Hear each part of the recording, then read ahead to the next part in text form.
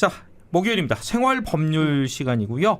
예, 늘 어렵게 느껴지는 이 법률 상식을 알기 쉽게 전해주시는 분이 왔습니다. 네, 임대현 변호사 나와 있습니다. 안녕하세요. 네, 안녕하십니까? 네, 안녕하십니까? 네, 어서 오십시오. 예. 아우, 변호사님 정말 참 훈훈하게 잘생기셨네요. 아유, 감사합니다. 네, 새신랑이에요. 결혼한 지 얼마 안 됐어요. 제가 뭐 아무 말도 안 했는데요. 저는 그냥 뭐 잘했죠. 제가 미리 차단을 해드린 겁니다. 네. 있는 사실을 아니 왜냐면 제가 법에 관심이 많아요. 아, 법에 관심이 왜냐면 많아서? 내가 아는 만큼 보인다라고 모르면 이게 당할 수가 있잖아. 피해를 당할 수 네네, 있잖아요. 맞아요. 앞으로 많이 좀 가르쳐 주십사. 네. 이런 표현 왜 그렇게 엮으세요? 지금 영규 씨 너무 질투하기는. 저를 또. 바라보는 아유. 눈빛하고요.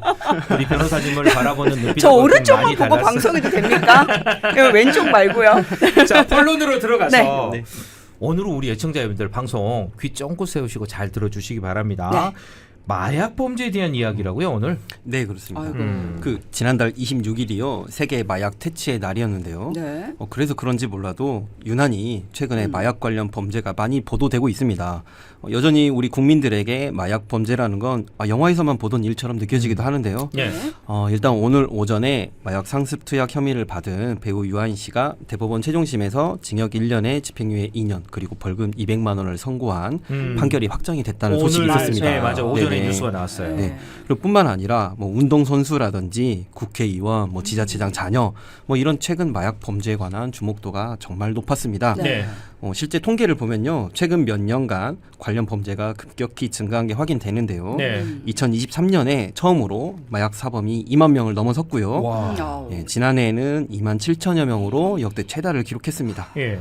그 올해 상반기에도요, 광주에서만 30명이 마약으로 입건이 됐고요. 네. 이 마약 범죄는 특별 수사팀이 꾸려질 정도니까 이 관련 범죄가 많이 늘었고 또 일상화되고 있다 이렇게 볼 수 있습니다. 맞습니다. 이 범죄도 느는 거지만 이 연령대도 갈수록 낮아지기도 하고 요즘은 뭐 아예 마약을 파는 사람을 중개해주는 그런 사이트도 있다면서요. 네, 지난해에요, 국내 최대 규모의 마약 유통 사이트가 적발이 됐습니다. 네. 네. 마약 판매자가 입점비를 내고 판매상으로 등록을 하고 아, 등록을 직접 예, 해요? 그리고 구매자는 추적이 어려운 암호화폐로 결제를 하고요. 이야, 그리고 물건은 이른바 던지기라고 하는 수법이 있는데요. 이런 수법으로 거래를 하는 마약 플랫폼이었습니다. 네. 이 가입자 수가 약 4천 명, 그리고 9억 원어치 마약이 거래된 걸로 확인이 됐고요.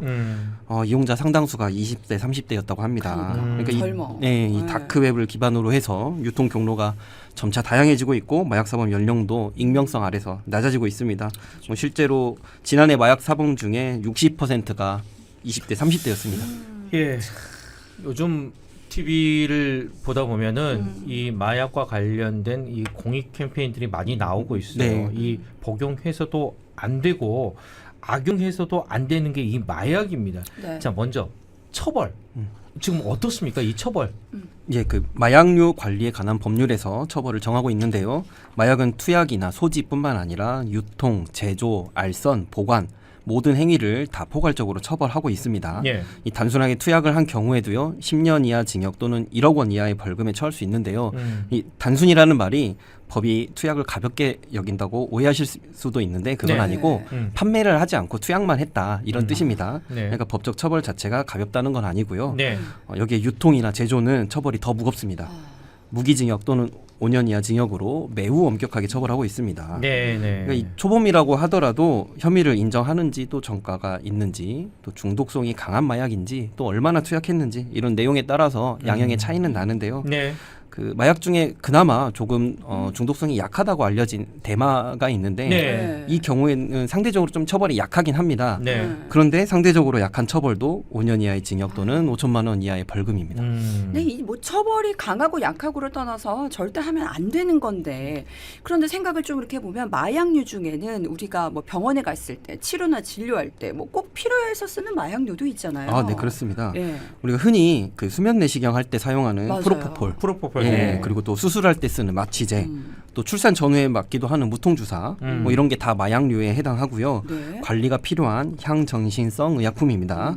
또 그 졸피뎀이라고 하는 수면제나 또 식욕 억제제, 그리고 또 공부 잘하는 알약으로 알려져 있는 이 ADHD 치료제, 뭐 이런 것들이 다 마약류에 해당하는데요. 이게 사실은 몇 년 전에 큰 문제가 됐었잖아요. 네, 맞습니다. 예. 그러니까 이 필요 때문에, 그러니까 제대로 된 처방을 받아서 사용하고 그 효능을 느끼는 거는 당연히 문제가 없습니다. 근데 문제는 이 정해진 용법과 용량을 지키지 않았을 때 이때 발생하는 겁니다. 네. 이 정상적인 사용처가 정해져 있다 보니까 마약류 관리법에서는요, 국가와 지자체가 국민이 마약류를 오남용하지 않도록 예방하고 중독자에 대한 치료 보호 그리고 사회 복귀를 해야 한다라는 그런 네. 의무를 명시하고 있기도 합니다. 예, 의료용으로 사용하는 것 같은 경우는 철저하게 관리를 하고 있잖아요. 네네. 예. 그런데 이제 마약 범죄라는 게 좀 드러나지 않는 경우가 더 많은 것 같아요. 이런 점을 고려한다면 참 더 심각한 문제라고 저희가 인식할 수 있는데, 마약이 이제 일부의 어떤 사람들은 아유 누가 그런 거래, 나 그거하고 무관해, 네네. 이렇게 생각하는 분들이 의외로 그래서 더 많으시는 것 같아요. 예, 그렇죠. 네. 사실 살면서 무슨 마약하고 관련된 일이 생기겠냐. 네, 맞아요. 그건 뭐 영화에서나 보던 일 아니냐. 뭐 이렇게 생각할 수 있죠. 나하고 상관없어. 네. 그렇지. 예. 네, 그런데 진짜 문제는요, 내 의도랑 무관하게 인지하지 못한 상태에서 노출될 수 있다는 겁니다. 네. 술자리나 뭐 클럽 이런 곳에서요, 실제로 음료에 마약을 타서 몰래. 예, 의식을 잃은 사이에 범죄를 저지르는 일이 생각보다 많이 발생하고 있고요. 예, 예. 또 기억을 하실 것 같은데 한 달 전쯤에 이 곰돌이 모양 인기 젤리가 있는데 맞아. 예, 여기서 마약 성분이 나와서 전량 리콜된 사건이 있었습니다. 와, 그래요? 나 이거 예. 좋아하는데. 근데 이게 사실 네덜란드에서 일부 유통이 되고 우리나라까지는 들어오지 않았다고 하는데 예. 그래도 아이들이 굉장히 좋아하는 젤리인데 예. 이 많은 분들이 가슴을 쓸어내렸죠. 오. 그리고 지난해 인천에서는요, 한 남성이 전자담배 권유를 받아서 사용을 했는데요. 그런데 그 안에 대마 성분이 들어있었던 거예요. 자신도 모르게. 예. 그리고 갑작스럽게 환각 증세가 생겨가지고 스스로 자기 몸에 불을 지르는 그런 일이 있었습니다.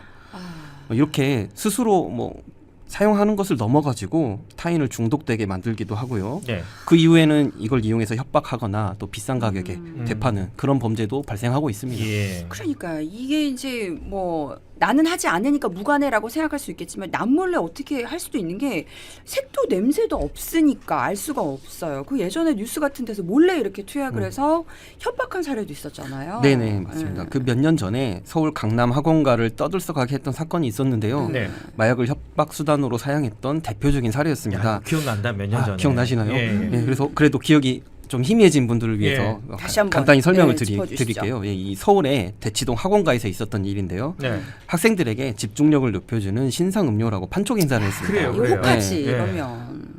거기서 부모님 번호를 적으라고 하고 이 뭐 네. 음료를 권유를 한 거죠. 그런데 실제로 그 안에 필로폰과 엑스터시, 그러니까 마약을 섞은 네. 그런 음료였습니다.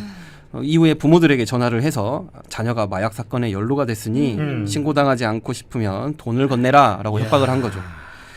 정말 미성년자를 상대로 이렇게 진짜 나빠요. 조직적이고 악랄하게 했는데 그런 점이 사회에 정말 큰 충격을 줬습니다. 예. 이 사건 가해자들 최근에 판결이 다 확정이 됐습니다. 예. 당시 주범은 징역 23년 선고를 받았습니다.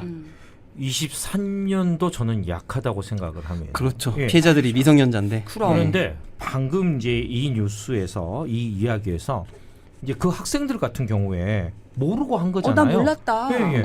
이거 이제 처벌을 받습니까? 예, 그런데 누군가 마약을 몰래 먹이면 먹은 사람은 사실은 명백한 피해자입니다. 예. 네. 예, 마약을 먹었다는 사실만으로 두려워서 신고하지 못하거나 또 협박을 당하는 경우도 있는데요. 네. 처벌 대상이 아닙니다. 어. 예, 왜냐하면 이 마약을 복용한다는, 그러니까 범죄의 고의가 없었기 때문이죠. 예.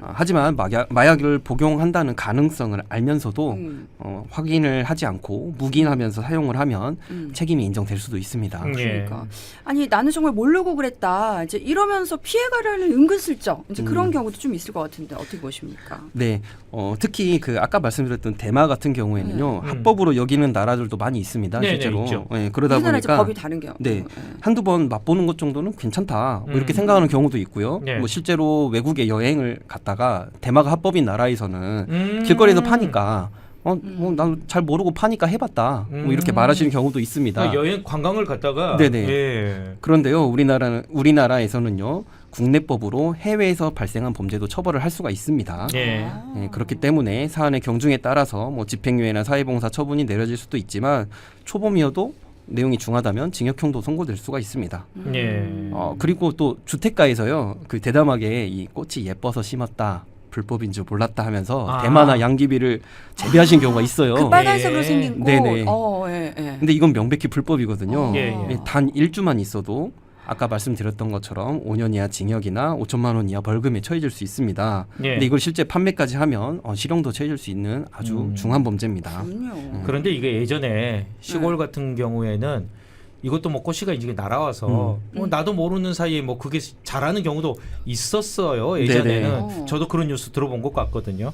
그런 경우에는 이제 물론 다 네. 조사를 해봐야 되겠죠. 네네네. 예. 그렇죠. 이게 뭐 자라난 시기나 규모, 뭐 그 사람의 뭐 생활 패턴 이런 거를 다 분석해서 판단을 네. 할 수 있습니다. 예, 자 오늘 생활 법률 우리도 모르게 일상에 스며든 그 마약 범죄에 대해서 저희가 자세히 알아봤습니다.